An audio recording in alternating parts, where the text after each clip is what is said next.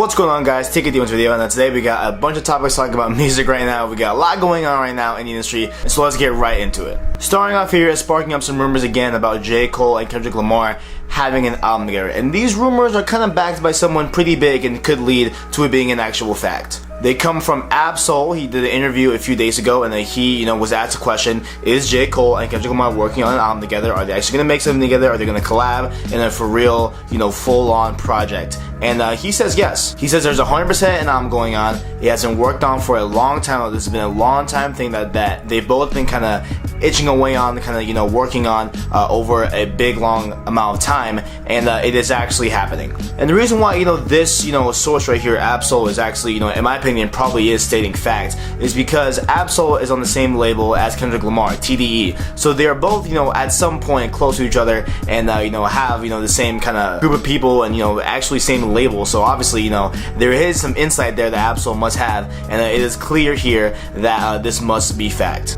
And this does even point back to last Thanksgiving when we got those Black Friday songs from both these artists, how they both use each other's instrumentals and that went on the beat and everything. And even J. Cole said that there was something coming out in February of 2016, but that never came to fruition. Whoever knows what that could have been, or maybe that was actually the collab album, but I guess they got too conflicted in schedules, whatever. But it is apparent, guys. It is real. Listen, I'm calling it right now. Look here, I'm calling it right now. I think Ab-Soul is right here. I think there will be a collab album between Kendrick Lamar and J. Cole. Get hype. Next up here, we got some news in the saga of PND versus Jeremih. I don't think I've ever discussed this on the show. I feel like I have, but I kind of forgot if I ever did.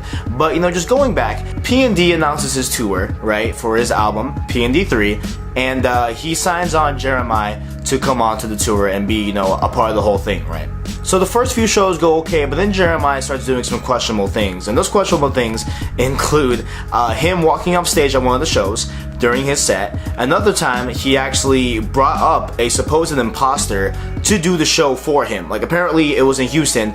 There was another guy pretending to be Jeremih, and it was not Jeremih, and Jeremih put him up there as an imposter. So that in itself is crazy. And he even went on stage and even talked a lot of smack to PND in multiple times in multiple shows, and this caused him to be kicked off of the tour as a whole. So rather than PND just letting it happen with no explanation, just letting it go as itself, laissez-faire, PND responded to these claims. In a show that was a night ago, he claimed that he thanks everybody for coming to the show, even though Jeremih is not a part of it. He thanks everybody that came and didn't ask for a refund and all that, and it just thanked for just coming to the show, basically because he says that they came to see an honest person, insinuating that Jeremih is a piece of shit or fake as well. So one of the two, either one or the other. I assume probably both. I assume there are some serious bad blood between the two. But it's very interesting to see where this will go following in the next coming months. Will there be a beef between Jeremih and PND? Will there be like an R&B battle here going on?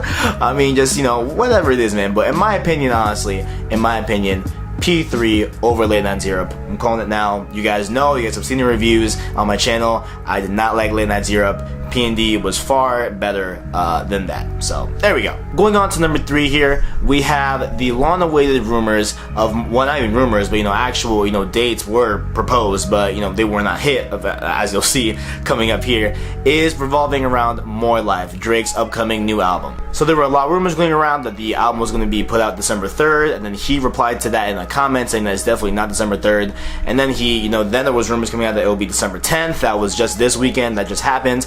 And on December 10th, there was an OVO Sound radio stream, and OVO 40, Oliver, of course, you guys all know, Drake's longtime producer, he, went on to the show and explained that the album will be coming out in early 2017. Yes, you heard it here first. I was especially excited about this. More Life will not be coming out December 2016, like it was announced a few months back. It got pushed to early 2017, whatever that means. That could mean January, February, who knows what determines early 2017 is, but sometime around there, we will get More Life. And honestly, in the same vein that I'm sad, I'm kind of actually, kind of happy that this happened, really, because right now we have been getting so much new music, and we'll be getting new music still at this point, that it just feels like, you know, just this crammed of month will just be so cluttered with a bunch of music, right? We just got The Weeknd's album, we just got J. Cole, we are getting Kid Cudi, you know what I'm saying? There are so many other albums, we just got Gambino, you know, just speaking on that. There's so much music right now that was happening, that is putting out at the end of this year right now, in this current season, that it would have been, you know, just overload to get, you know, another thing that's stacked on top of that. So who knows, and maybe this was a way that Drake was trying to give some air to the artists that were dropping, especially J. Cole, because, you know, him and J. Cole obviously have a close relationship, and him and The Weeknd as well, so maybe he was trying to give air to those artists, let them have their shine, or maybe he really did just needed time on the album, and just, you know, decided to delay it to 2017, but who knows, that's how it goes. No more life. Oh well, more tunes for your head tops in 2017, right, boys? Moving on here, we got another installment in the Kanye West news and everything that's going on with Kanye West.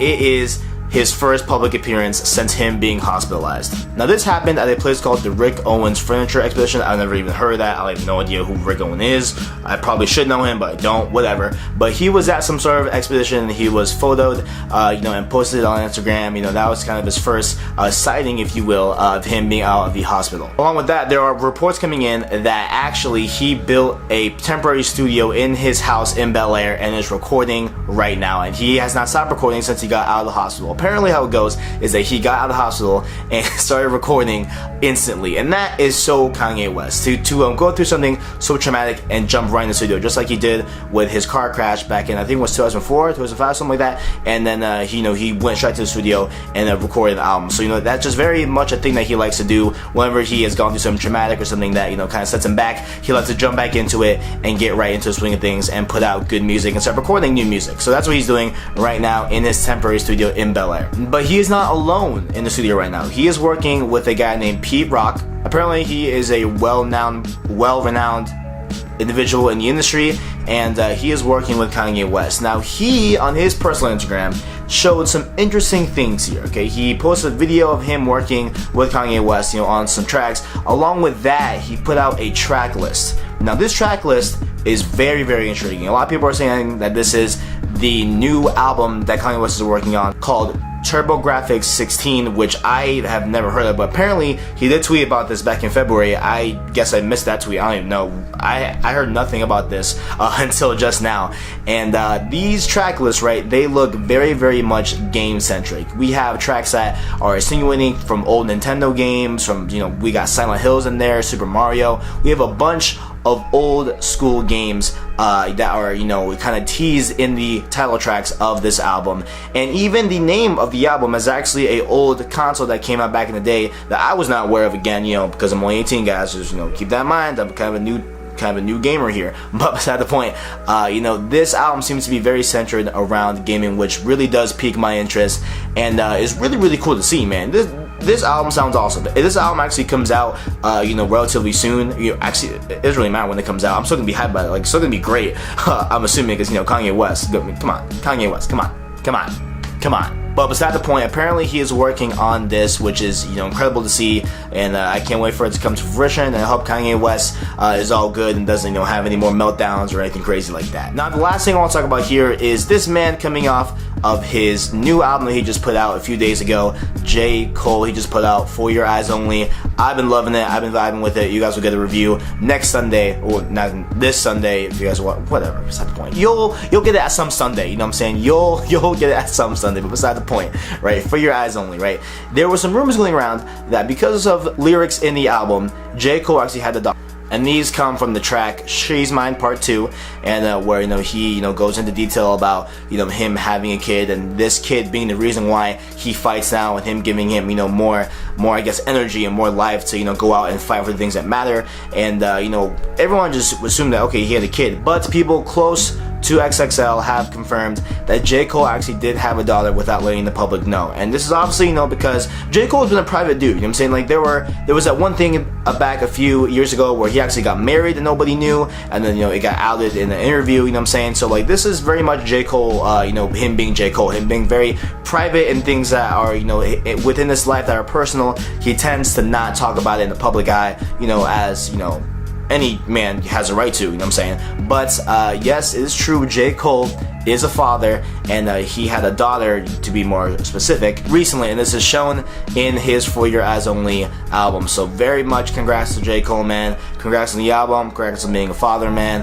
I appreciate this album, especially me, coming from a man that was so, changed by Love Yours, and I don't think I've ever gotten into close detail, in that with the channel. I probably should at this point. If I keep saying that, Love Yours saved my life, I should probably explain why it did. But I'll save it for later. And that's all we got for today. If you guys enjoyed, make sure to like, subscribe, share all the details down below. Thanks for watching, and as always, I got you.